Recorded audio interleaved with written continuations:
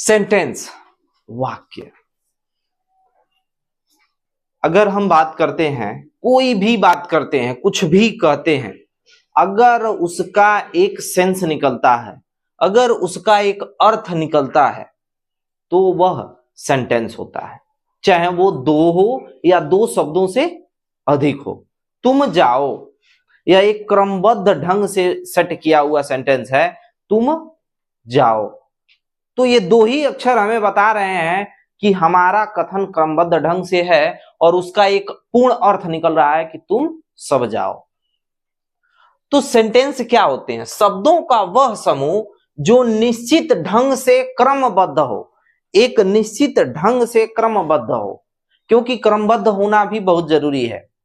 एक सिंपल सा एग्जांपल लेते हैं कि मैं स्कूल जाता हूं, तो इसके जगह मैं अगर बात कर रहा हूं कि मैं हूं जाता स्कूल, तो यह क्रमबद्ध नहीं है, और क्रमबद्ध नहीं है तो अर्थ भी पूर्ण रूप से नहीं आएगा। तो मैं स्कूल जाता हूं, तो ऐसे में कोई भी शब्दों का समूह, कोई भी वर्ड का कलेक्शन जो दो या दो से अधिक हो और वह क्रमबद्ध हो और एक पूर्ण अर्थ देता है, उसे ही हम क्या कहते हैं? सेंटेंस कहते हैं। A sentence is a group of words put together in a certain order, giving a complete sense. अर्थ के अनुसार सेंटेंस जो होते हैं उनके प्रकार दिए हैं, और वो सेंटेंस जो होते हैं आपके 5 प्रकार के होते हैं। सेंटेंस 5 प्रकार के होते हैं। उसमें से पहला सेंटेंस है असर्टिव सेंटेंस, जिसको हम कहते हैं निश्चयात्मक वाक्य। जो वाक्य किसी कथन को व्यक्त करता है वो उसे ही हम असर्टिव सेंटेंस कहते हैं। नॉर्मली आप जो भी बात करते हैं वो सारा का सारा असर्टिव सेंटेंस के अंदर आता है। A sentence that make a statement is called an assertive sentence. Example, I am going to school. मैं स्कूल जा रहा हूं। Ram is not a good boy. Ram एक अच्छा लड़का नहीं है। तो हम अगर बात करते हैं अफर्मेटिव सेंटेंस और निगेटिव सेंटेंस टर्म के बारे में, तो हम यहां ध्यान देंगे कि अफर्मेटिव सेंटेंस जो है आपका, असर्टिव सेंटेंस में भी दो टाइप होते हैं। एक होता है अफर्मेटिव और दूसरा होता है निगेटिव। तो अफर्मेटिव जो होता है, वो अफर्मेटिव सेंटेंस जो टर्म होते हैं वो पॉजिटिव टर्म को दिखाते हैं, और निगेटिव टर्म के लिए आपका नॉट लगा रहता है। तो असर्टिव के अंदर दो आते हैं, अफर्मेटिव एंड निगेटिव। आप कई बार इसे पॉजिटिव सेंटेंस के नाम से भी जानते हैं। असर्टिव सेंटेंस की पहचान क्या होती है? ये सामान्यतः सबसे पहले सब्जेक्ट दिया रहता है। आपका सब्जेक्ट यहां दे देगा, आई, यहां राम दे दिया है, और वाक्य के अंत में फुल स्टॉप लगा रहेगा। ये इसकी पहचान होती है कि सब्जेक्ट पहले दिया रहेगा और एट लास्ट फुल स्टॉप आपको मिलेगा। अब बात करते हैं इंट्रोगेटिव सेंटेंस की। इंट्रोगेटिव सेंटेंस प्रश्नात्मक वाक्य, नाम से ही लग रहा है कि प्रश्न पूछा जाएगा। जिस वाक्य के द्वारा कोई प्रश्न किया जाता है वह इंट्रोगेटिव सेंटेंस कहलाता है। Sentences that ask a question is called an interrogative sentence. Example, what is your name? आपका क्या नाम है? As you, are you a student? क्या आप एक विद्यार्थी हैं? तो ये दोनों सेंटेंस इंट्रोगेटिव के हैं, क्योंकि आपसे क्या किया जा रहा है? इसमें प्रश्न किया जा रहा है। और इसकी पहचान क्या होती है? इनको कैसे हम पहचानते हैं? तो इनके लास्ट में अगर हम बात करते हैं, एंड ऑफ सेंटेंस में, सेंटेंस के एंड में क्वेश्चन मार्क लगा होता है, और इनमें क्वेश्चन वर्ड का भी जिक्र होता है। अगर हेल्पिंग वर्ब पहले ना हो तो who, whom, which, what, where, when, how, why, ये सारे के सारे इंट्रोगेटिव वर्ड्स दिए जाते हैं। अब बात करते हैं इंपरेटिव सेंटेंस के बारे में। इंपरेटिव सेंटेंस क्या होते हैं? इंपरेटिव सेंटेंस नाम से ही स्पष्ट है, विधिवाचक वाक्य। जिस वाक्य में आज्ञा, अनुरोध अथवा सलाह या भाव प्रकट होता है वह इंपरेटिव सेंटेंस कहलाता है। ऐसा कोई भी सेंटेंस जिसमें आप किसी को या तो रिक्वेस्ट कर रहे हो, किसी को ऑर्डर दे रहे हो, किसी से एडवाइस ले रहे हो, ऐसा कोई भी सेंटेंस जो होता है वो आपका इंपरेटिव सेंटेंस के अंदर आता है। A sentence that expresses an order or request or a piece of advice is called imperative sentence. Example, bring a glass of water. एक गिलास पानी लाओ। ऑर्डर दिया जा रहा है, और प्लीज हेल्प मी, कृपया मेरी सहायता कीजिए, इसमें क्या किया जा रहा है, रिक्वेस्ट किया जा रहा है। तो इस सेंटेंस को हम क्या कहेंगे, इंपरेटिव सेंटेंस। टेंस, हमें टेंसेस को समझने के लिए सबसे पहले सेंटेंस पहचानना जरूरी है कि कौन सा सेंटेंस है, क्या कह रहा है सेंटेंस। नोट, ऐसे वाक्य में सब्जेक्ट यू सामान्यतः छिपा रहता है तथा वाक्य के अंत में फुल स्टॉप लगा रहता है, इसमें यू छिपा रहता है।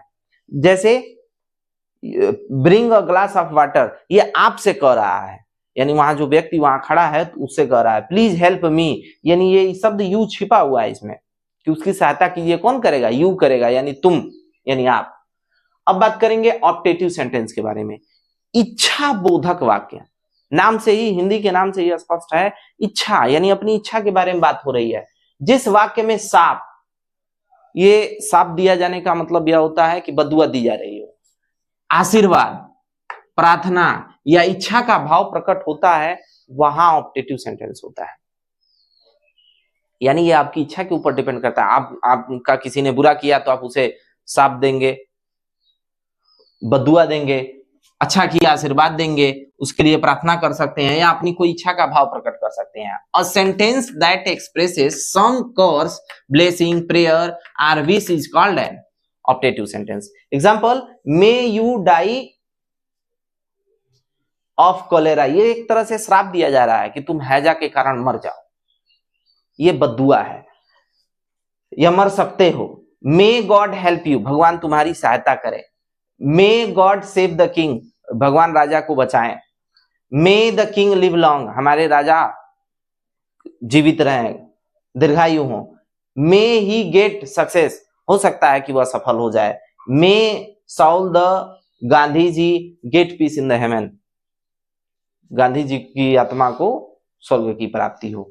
तो ये जो टर्म्स है ये ऑप्टेटिव सेंटेंस के हैं, और ऑप्टेटिव सेंटेंस के प्राय में से शुरू होते हैं, और इनके पहचानने का टर्म क्या है कि इनके इंड में एक्सक्लेमेशन मार्क लगा होता है 90% टर्म के लिए। ये हमेशा हो, बाकी फॉल टाइम में कोई जरूरी नहीं है। अब हम ध्यान देंगे, ऑप्टेटिव सेंटेंस में मे से प्रारंभ होता है और एक्सक्लेमेशन चिन्ह किसे समाप्त होता है। कुछ वाक्यों में मे छिपा भी रह सकता है, फिर भी भाव का अर्थ परिवर्तित नहीं होता। एग्जाम्पल देखिए, गॉड ब्लेस यू, हम बोलते हैं गॉड ब्लेस यू, भगवान आपको खुश रखे, तो वहां हम मे लगा देंगे, मे गॉड ब्लेस यू। मे वहां है लेकिन ये क्या है, छिपा हुआ है। लीव लॉन्ग आवर फ्रेंडशिप, हमारी दोस्ती दीर्घायु रहे, बहुत दिनों तक चलती रहे, अनंत काल तक चलती रहे। तो यहाँ मे आवर फ्रेंडशिप लीव लॉन्ग, यहाँ मे क्या होता है, कई बार छिपा भी हो सकता है। तो जरूरी नहीं है कि आप जब ऑप्टेटिव सेंटेंस देख रहे हो तो मे को ही ध्यान दें।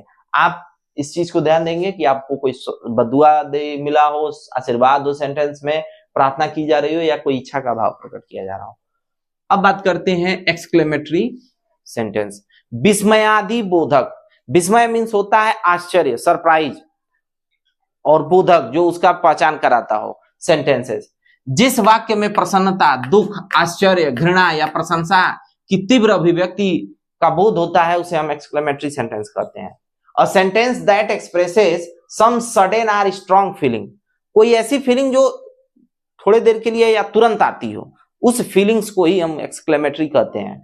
एग्जाम्पल के तौर पर, what a beautiful seen it is, यह कितना सुंदर दृश्य है। एक बैग, या हम कहीं जा रहे हैं और एक बैग हमको कुछ दिखाई दिया तो हम तुरंत सडन फीलिंग आई कि कितना अच्छा सीन है ये। वाटरफॉल, कि वह कैसे गिरा, ये सडन फीलिंग है कि वो चल रहा आदमी है कैसे गिर गया, तो हम उस पर बात कर रहे हैं। How dark the night is, कितनी अंधेरी रात है, हम ये बात कर रहे हैं कितनी अंधेरी रात है। हम फीलिंग बता रहे हैं, अपनी टर्म बता रहे हैं, हम बता रहे हैं कि आश्चर्य हो रहा है हमें कि कितनी अंधेरी रात है। वेल डन मोहन, हमने शाबाशी दी, वेल डन मोहन, हम उसकी क्या कर रहे हैं, प्रशंसा कर रहे हैं कि बहुत अच्छे मोहन। अलास आई एम रून्ड, अफसोस मैं बर्बाद हो गया, मैं दुख प्रकट कर रहा हूं। तो वहां पे भी हम एक्सक्लेमेशन मार्क लगाएंगे और हमें पहचान हो जाएगी। ऐसी अभिव्यक्तियों में एक्सक्लेमेशन के बाद साइन ऑफ एक्सप्लेनेशन ही रहता है, इससे ये पहचान हो जाती है कि एक्सक्लेमेटरी सेंटेंस है। तो टोटल 5 टाइप के सेंटेंसेस होते हैं जिसकी पहचान आपको बहुत जरूरी थी, और आप इसे अच्छे से हर सेंटेंस को पहचानना सीख गए होंगे।